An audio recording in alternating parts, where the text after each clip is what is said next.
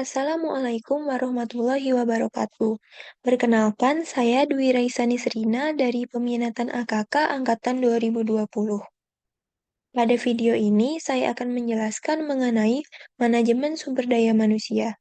Apa aja sih yang ada dalam manajemen sumber daya manusia? Yuk kita pelajari. Manajemen sumber daya manusia merupakan suatu pendekatan yang terstruktur untuk mengelola aspek-aspek yang berkaitan dengan tenaga kerja atau karyawan dalam suatu organisasi. Di sini yang pertama ada perencanaan SDM kesehatan. Faktor yang mempengaruhinya ada penentuan kebutuhan, proyeksi kebutuhan masa depan, dan penyusunan rencana rekrutmen dan pengembangan. Penentuan kebutuhan ini merupakan proses perencanaan yang dimulai dengan menentukan kebutuhan sumber daya manusia dalam organisasi kesehatan, termasuk dokter, perawat, tenaga medis, staf administrasi, dan lain-lain. Lalu, proyeksi kebutuhan masa depan. Perencanaan juga melibatkan proyeksi kebutuhan SDM di masa depan yang dipengaruhi oleh perkembangan demografis, perkembangan teknologi medis, dan perubahan dalam kebijakan kesehatan. Selanjutnya, penyusunan rencana rekrutmen dan pengembangan. Berdasarkan kebutuhan yang diidentifikasi, perencanaan mencakup penyusunan rencana rekrutmen dan pengembangan untuk memenuhi kebutuhan tersebut. Yang kedua, ada rekrutmen dan seleksi SDM kesehatan.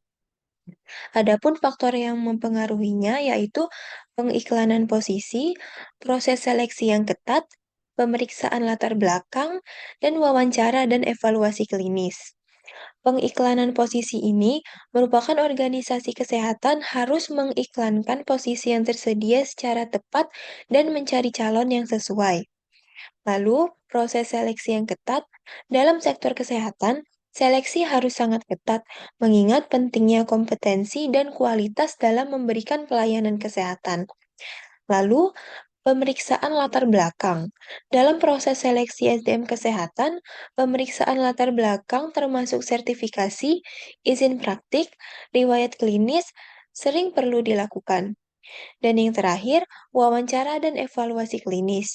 Calon SDM kesehatan sering diwawancarai dan dievaluasi dalam situasi klinis untuk memastikan mereka memiliki keterampilan yang dibutuhkan.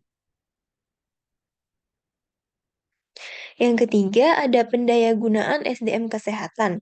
Faktor yang mempengaruhinya yaitu pengembangan karir, manajemen kinerja, dan kesejahteraan karyawan.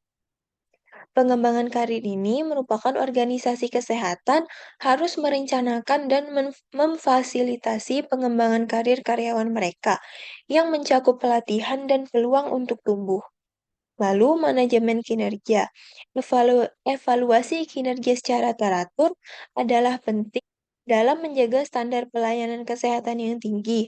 Para karyawan yang tidak memenuhi standar harus diberikan pelatihan atau tindakan perbaikan. Lalu kesejahteraan karyawan. Aspek-aspek seperti kesejahteraan fisik dan mental karyawan, manajemen stres, dan keseimbangan kerja kehidupan harus diperhatikan untuk memastikan karyawan tetap produktif dan sehat. Dan yang keempat, ada aspek khusus pendayagunaan SDM kesehatan. Faktor yang mempengaruhinya itu ada motivasi kerja, hubungan kerja, kepuasan kerja, kecerdasan, dan budaya kerja yang efektif.